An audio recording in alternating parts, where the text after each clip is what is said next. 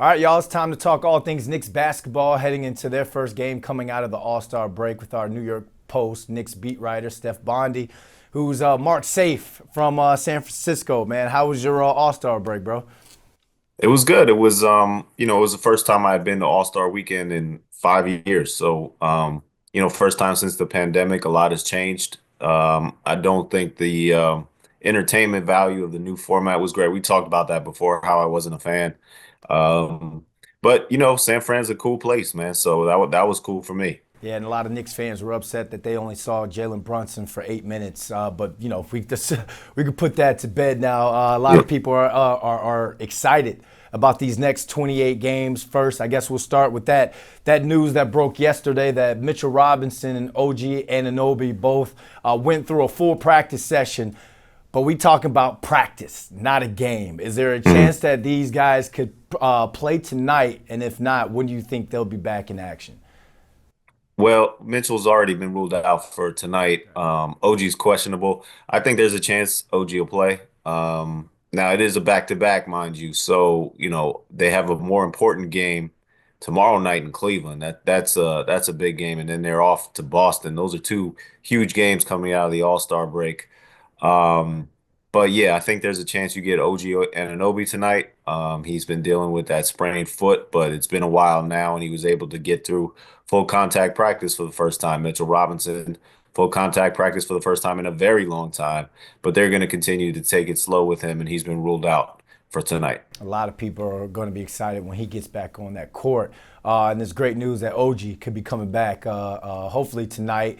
Something that popped up that a lot of people are talking about is Josh Hart being out tonight with jumper's knee. Is that something you feel like Knicks fans should be worried about, especially since they just came off the break?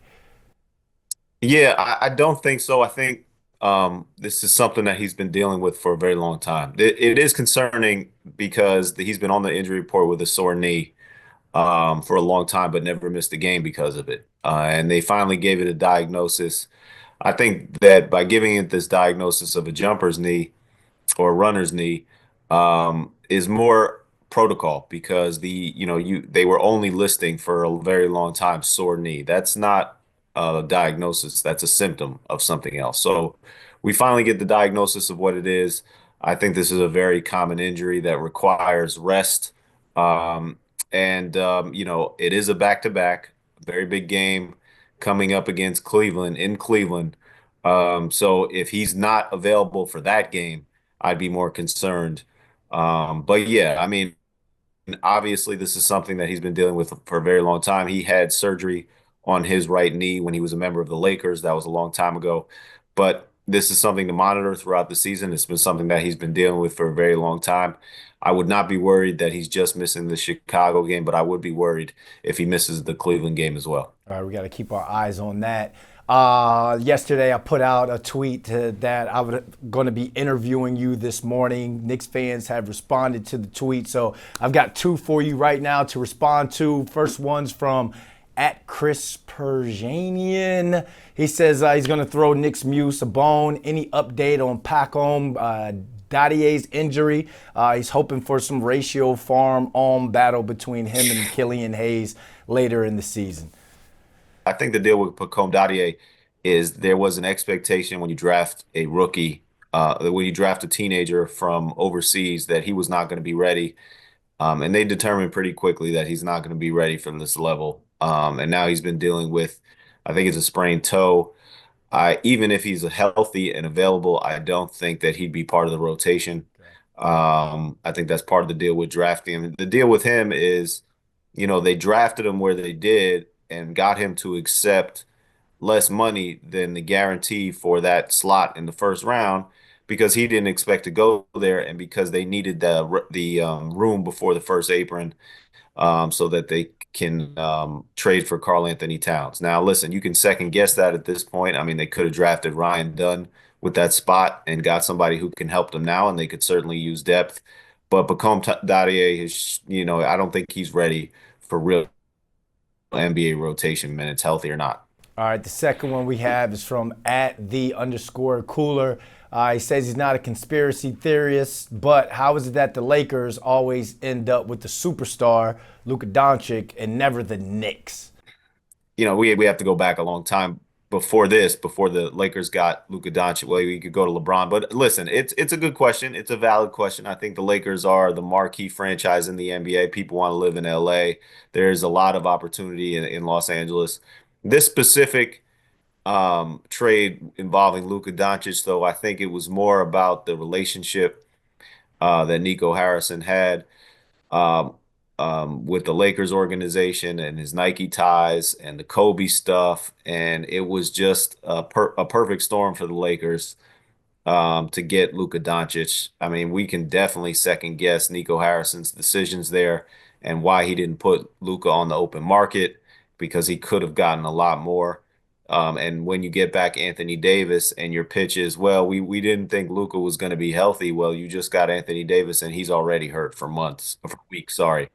So yeah, I mean, listen, the Lakers were very fortunate.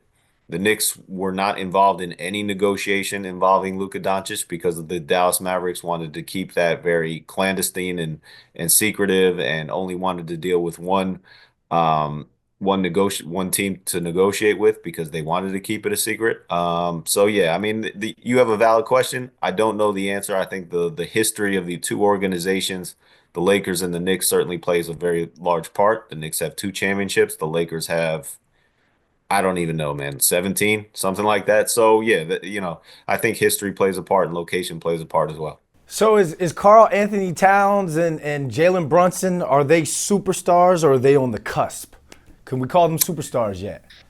Yeah, I think we can call them superstars. I think if you look at the MVP right now race, I think they're both in the top 10. And I don't, the biggest question with those two is whether they can be the 1A guys on a championship level team. They have to show it first. Obviously, there's the history of small point guards, meaning Jalen Brunson not being able to lead teams to championships as the number 1A star. He's going to have to prove that first. I think if you redrafted everybody in the NBA, though, I think both those guys are certainly in the top 20. All right. Now it's time for my favorite part of our interviews. Word is Bondy. We got All 28 right. games left, 8-2 in their last 10 before the break. Final word for Knicks fans on what you're expecting to see and what you want to see from this squad coming out of the All-Star break. Well, I want to see two very good performances against the Cleveland Cavaliers and the Boston Celtics. Those are the two teams that you could match up with in a late round situation in the Eastern Conference playoffs. We've obviously said from the beginning this is a conference finals season or failure because if you get to the second round for 2 years in a row, you make the trades that you did, the expectation is you get better, and the expectation is you make it to the following round. So listen, there's a potential there for a second round matchup against the Boston Celtics. They would be the underdogs in that matchup. They've been smoked twice by the Boston Celtics. They get a third chance coming up shortly.